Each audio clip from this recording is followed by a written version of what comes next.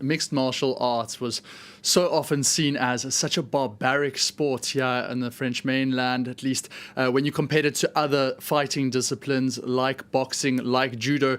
And in fact, the mixed martial arts discipline, it faced a lot of opposition from those specific fighting styles. So the Judo Federation said, in fact, the president of the Judo Federation even once remarked that it was an enclave for potential jihadists. He went as far as to say something like that. So the French government then basically banned it in 2016, this fighting style where they combine so many different types, hence the name mixed martial arts. And only in 2020 then they were able to televise the sport, which around the world gained such a huge branding, such a fantastic reputation in terms of its brand growth. And basically France just said to itself, well, now we got to get on board. And Sports Minister Roxana Maracineanu, then she also basically made a call out and saying that currently we don't have a regulatory body to oversee MMA. And so that was the final hurdle as far as that was concerned. And then the Boxing Federation of France basically put its hand up and said, we will look after the sport. So now, after a pandemic delay, we finally have MMA in France, and what an event it was last night at the UFC. And of course, Alison, for the winner, Ciryl Gane, it was such an imperious moment to basically be in front of his home crowd.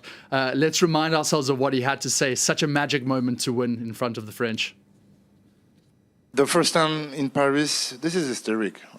First, because to have my name on it, this meant a lot. And after, because I think nobody expected this from the fan of France. So that's why I'm really surprised, and I'm so happy about that. This looks like a victory, really.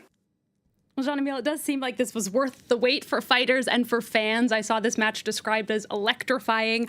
Tell us how it all went down. Well, it really lived up to the billing. Went 3 rounds, 4 minutes, 23 seconds, which doesn't sound like a lot in normal situation, but in MMA, the lusty blows that can be delivered in that time are just immense. And we saw it there with those two heavyweights, Ciryl Gane of France and, of course, Tai Tuivasa of Australia, who himself landed some really emphatic shots, especially in the second round. Right hook put Gane down on the ropes, down on the mat for the very first time. So he can really take it as a feather in his cap to Tuivasa that he managed to get his opponent down. But ultimately, Gane just showed his athleticism, his grit, his ability to just come back. And that's when in that third round, then he stormed back into that fight with a few kicks to the front and then just getting his left hook around and finally getting his opponents on the ground. So a technical knockout, and that puts his record at 11-1 for Ciryl Gane. Brilliant fight in front of the French faithful, and certainly something that will get the crowd going for future events here in France. The UFC is certainly going to take off.